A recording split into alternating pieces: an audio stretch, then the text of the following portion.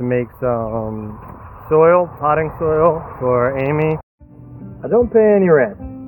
I live on this farm, and in exchange, I put in about 20 hours a week, watering, doing construction, basically whatever needs to be done.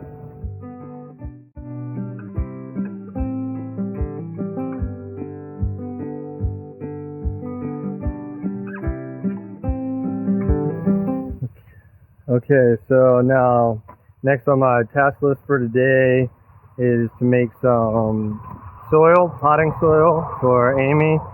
Often I'll do that for when she asks me to. It's like maybe a monthly task, I would say. Right now, earlier in the season I was doing maybe every 2 weeks. Now it's about every month. So I'm going to set up the camera and you'll see me build a batch of potting soil here.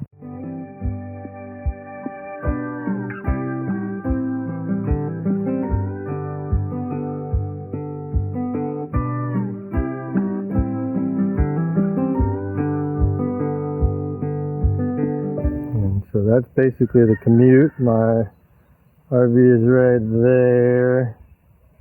And then we walk down the driveway. And here we are near the garden, and we're going to make soil. I'll make the soil right over here. Right there. That's the spot. Yeah. So the recipe basically is one of these bags, 1 perlite, 1 vermiculite, 6 buckets of mushroom compost, and some fertilizer. That'll be our recipe. Here's OMRI, general purpose fertilizer. And we've kind of tinkered around, figure out what works for the farm and what works for our blend. So, depending on what kind of media you get, you kind of need to figure out your right blend. So we'll kind of leave that up to you guys to figure out your farm blend secrets. But we've kind of got something that we've figured out here with our local materials. And the compost is fairly cheap. It's available locally in Texas.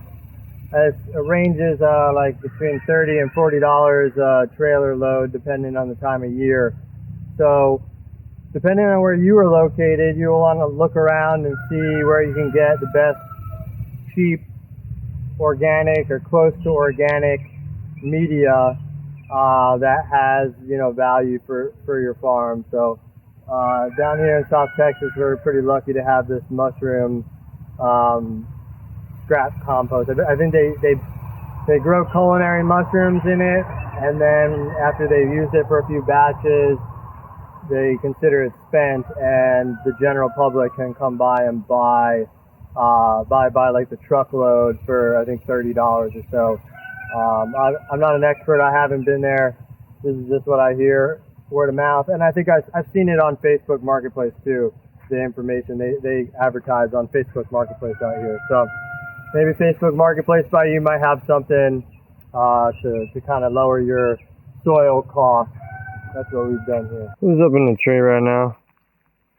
What's up, Pinguina? She teaching you how to climb trees again, bud? One day. Maybe. Oh, you're a cute girl, Pinguina. That's a good cat. Yeah, you climb on down.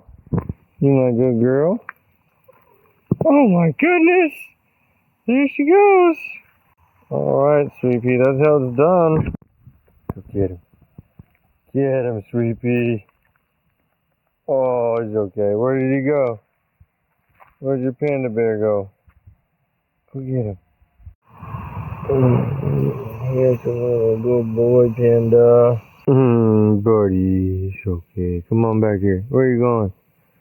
Oh boy, there you go. So you'll see me build the soil here now. I'm going to kind of do, this is what I would call a lasagna method. I learned this at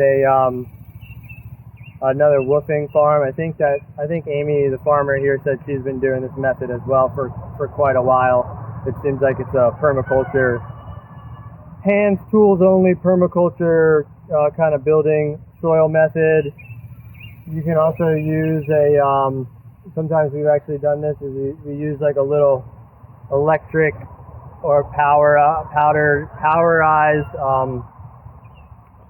chiller once I make the lasagna. But basically I'm going to layer like a lasagna. I'm going to put the compost, and then I'm going to put the perlite, vermiculite, cow dung, and this all layered in there, and then I'll mix it all at the end. So you're going to see that. I'll do 2 buckets, then I'll put half of the materials, and I'll do another 2 buckets, then half of the materials, and then 2 more buckets, and that's how basically I make the lasagna.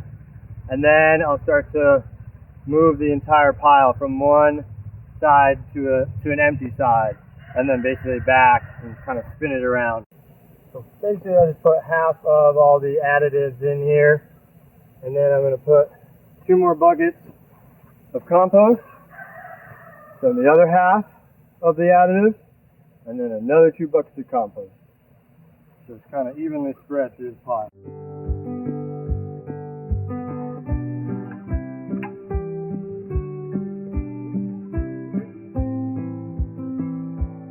On here,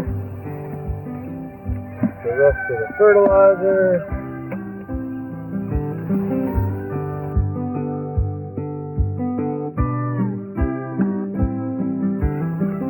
Alright, now let's measure 2 more buckets, put that on top, and then we are ready to mix.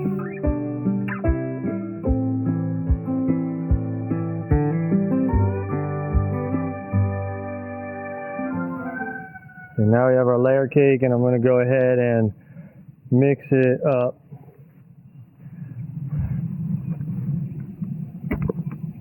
I'm going to move it to this other side here.